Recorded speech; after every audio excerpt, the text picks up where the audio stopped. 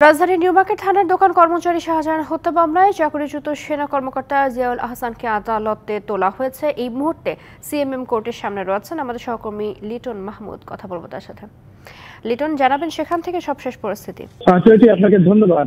আপনি যেমনটি বলছিলেন, রাজধানীর নিউমার্কেট এলাকায় দোকান কর্মচারী শাহজাহান আলী হত্যা মামলায় সাবেক সেনা কর্মকর্তা জিয়াউল আহসানের এই মুহূর্তে রিমান্ড শুনানি চলছে। আমরা যারা গণমাধ্যম থেকে এবং অন্য যারা আইনজীবীরা রয়েছেন তারা আদালতের ভেতরে রয়েছে। এই মুহূর্তে যে 10 দিনের রিমান্ড চাওয়া হয়েছে সেই রিমান্ড হচ্ছে যে শুনানি চলছে এবং রিমান্ড শুনানির শেষ হওয়া মাত্রই আমরা জানতে পারবো আসলে প্রার্থিত যে 10 দিন পুলিশ রিমান্ড চাওয়া হয়েছে এই মামলায় তাকে কতদিনের রিমান্ড দেওয়া হলো। আর একটি বিষয় জানিয়ে রাখতে চাই, সেটি হচ্ছে যে এই যে জিয়াউল হাসানকে গ্রেফতার করা হয়েছে যে মামলায়, তার বিরুদ্ধে একাধিক অভিযোগ রয়েছে, বিশেষ করে ফোনে আড়ি পাতা এবং হচ্ছে গিয়ে যে বিডিআর হত্যা মামলা সহ আরো বেশ কিছু অভিযোগ তার বিরুদ্ধে রয়েছে। তবে আজকে যে দোকান কর্মচারী অর্থাৎ নিউমার্কেট থানার যে পাপোচ যে এলাকা রয়েছে সেই পাপোচের যে দোকান রয়েছে সেই পাপোচের দোকানে আসলে সে কাজ করছে এবং ঘটনার দিন সেখানে গুলিতে সে নিহত হয় এবং নিহত